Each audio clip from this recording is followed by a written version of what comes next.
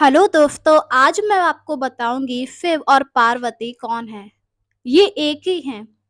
जब शुरुआत में सृष्टि का निर्माण हुआ तो प्रकृति के लिए शिव ने अपनी शक्ति निकालकर ब्रह्मांड को यानी कि ब्रह्मा को दी और उनसे कहा कि इससे आप प्रकृति बनाइए। और उसी से ब्रह्मांड ने स्त्री प्रकृति की संरचना की। पर बाद में शक्ति को पुनः शिवजी से मिलाने के लिए उन्हें कई सारे रूपों में अवतरित होना पड़ा।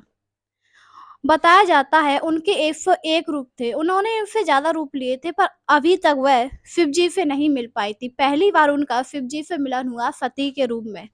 पर वह भी उनकी कुछ अज्ञान गुण की वजह से यानी कि अज्ञानता की वजह से उन्हें भी इस रूप से अपना त्याग करना पड़ा। इसके बाद उन्होंने पार्वती का रूप लिया जिसमें उन्होंने अपने सभी गुणों को प्राप्त किया, तपस्या की, जिसके बाद उन्हें महादेव मिले और इसके बाद हमेशा के लिए शिव शक्ति एक हो गए और फिर वह कभी भी अलग नहीं हुए, क्योंकि पृथ्वी के संतुलन के लिए ये आवश्यक था कि शिव शक्ति से मिले। अगर ये हमेशा शिव से दूर रहेगी तो हम पृथ्वी का संतुलन नहीं बना पाएंगे। इसी वजह से देवताओं ने ये सब किया था, जिसके बाद शिव पार्वती का विवाह हुआ और उनके पुत्र हुए कार्तिकेय, गणेश और अशोक कुमारी।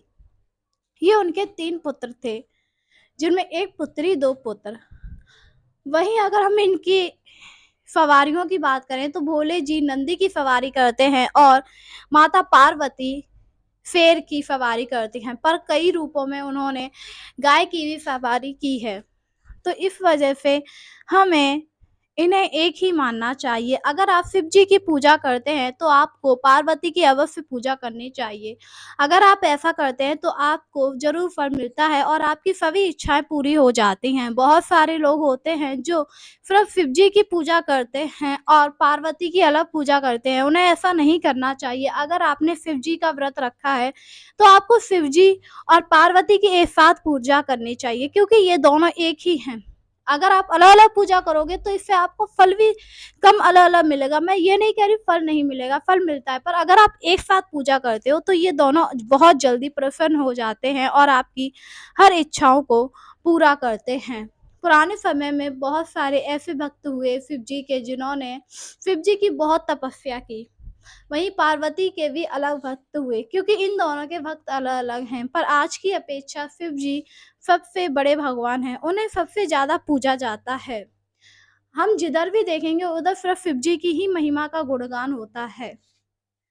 पर शिव शक्ति एक ही है। अगर हम शिव से शक्ति की मात्रा यानी कि बड़ी ई की मात्रा को हटा दें तो वहाँ पर सिर्फ सब रह जाता है। जो शिव जी ने खुद कहा है कि मैं शक्ति के बिना अधूरा हूँ। अगर शक्ति मुझे ना मिलती तो मैं हमेशा अधूरा रहता और कभी भी इस प्रकृति का संतुलन नहीं हो पाता। इसीलिए शक्ति का शिव से मिलना ज़रूरी था, जिससे अब मैं पूर्ण हुआ हूँ। इनके बहुत सारे नाम भी हैं, इसीलिए इन्हें अर्धनारीश्वर भी कहा जाता है। आपने सुना होगा शिव जी को अर्धनारीश्वर कहा जाता है, इसी वजह से, क्योंकि ये दोनों एक ही हैं। उम्मीद है आपको आज का अध्याय अच्छा लगा होगा। आगे बने रहिए मेरे साथ। मैं आपके लिए ऐसी ही रोचक बातें लेकर आऊँगी। धन्यवाद।